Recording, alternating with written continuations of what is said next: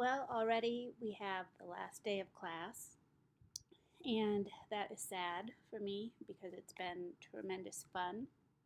But I'm sure that you all would like to have a few weeks break too before the fall semester begins.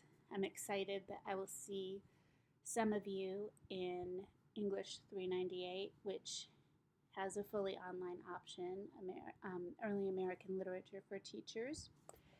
And if you're on campus or if you see me, just yell at me because I'll be glad to talk to you anytime in the fall. I have an important first message here. Grades are due Friday at 9 a.m. That means I have to have everything read and graded and finished and entered before 9 a.m.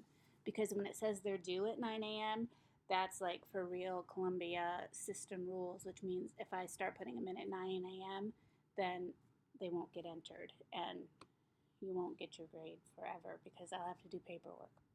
So I need everything by Thursday, preferably at noon, because Thursday night, if I try to grade things while my children are here, I cannot be held accountable for any errors that I make.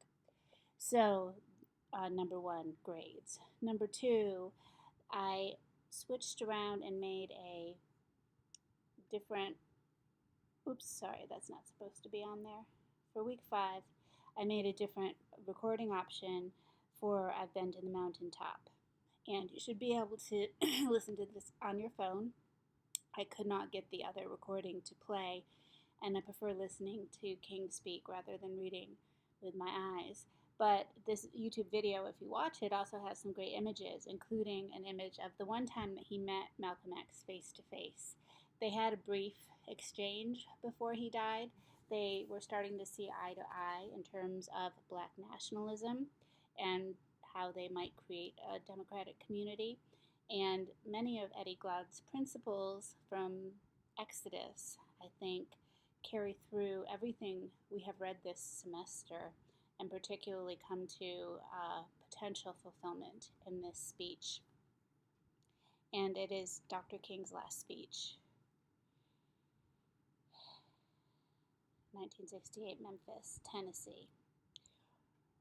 It's international in scope. Black nationalism doesn't mean not or it doesn't mean anti-white nationalism. It means a sense of national identity among black people across the world. So in many ways, I think black nationalism really is internationalism. It's not exclusive. It's not about Molotov cocktails, as he says. It is about building the strength of the black community and people working together and putting others before yourself. So not only the Exodus story, but also the story of the Good Samaritan import greatly on this speech.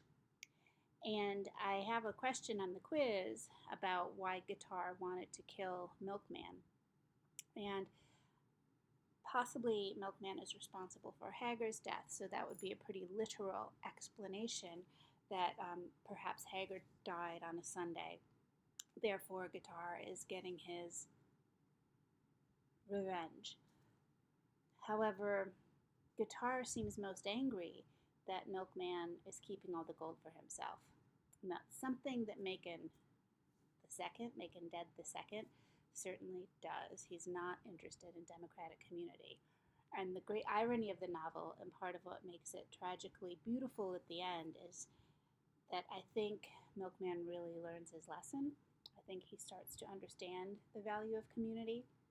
And when King talks about the value of community in this speech, at first I thought he just meant that people as human beings are valuable. Then he actually takes it to a numbers kind of thing and says African Americans are a large enough part of the world population to have a greater gross national product if there was a black African American nationalist product than the country of Canada.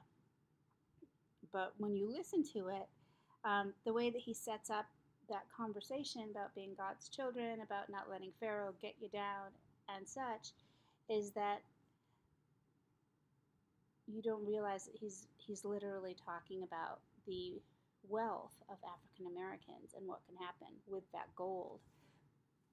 because it's greatly dispersed at this time. Now, since King's death, the the difference between average African Americans and rich African Americans has become greater, just like it has for white Americans. And the middle class is shrinking, and there are more people in poverty, and there are more people getting close to the 1%, and fewer people in the middle. That's true, black and white. But I thought King's point about economic black nationalism was an amazing inclusion in a conversation about beloved community. You know, hearing King talk about money like this, about finances, is quite amazing. And most people do believe that he died at this point in his life because he was starting to really talk about economics, not about social equality, but more about economics. So, the last question for the quiz is open ended. I will give you some time to look at that quiz and learn from it. And there will be two different versions of the final. There will be one for people who read The Quest of the Silver Fleece, one who read Song of Solomon. You can do both if you'd like to. Both versions will include some questions from the quiz that I made in the week 5 folder about I've been to the mountaintop. You all have been a wonderful group. I have really enjoyed working with you this semester, and I hope to see you again. Take care.